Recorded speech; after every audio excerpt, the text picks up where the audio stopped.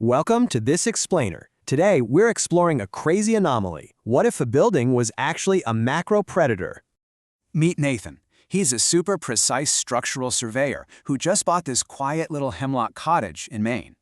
For 3 weeks, total silence.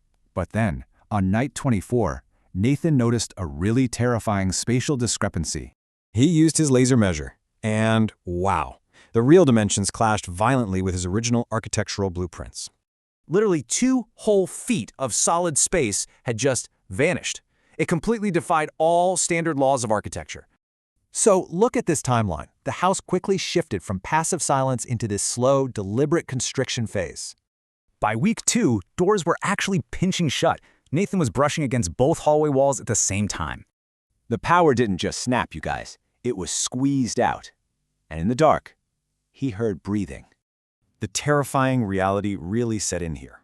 Every exhale bowed the wood outward with this wet, suctioning sound. His deadbolt was literally crushed shut by sheer pressure. This organism's clinical hunting cycle had officially begun. Total panic mode, right? Nathan swung a heavy iron fire poker straight into the dense hemlock wall. But instead of splintering wood, a fleshy thud. Dark, viscous fluid oozed out, smelling heavily of copper. Then, crack! The ceiling joist suddenly dropped 3 whole inches, forcing him into a permanent slouch. So here's the horrifying truth. This wasn't a building settling. It was a macro predator eating its trapped prey. Nathan desperately fled to a windowless pantry, but those walls immediately pressed violently right up against his elbows. This final digestion phase is horrific. The oxygen tasted like rust, and those unblinking wood knots just stared.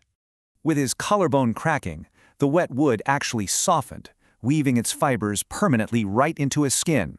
So I'll leave you with this. Listen closely tonight. Is your house just settling, or is it breathing?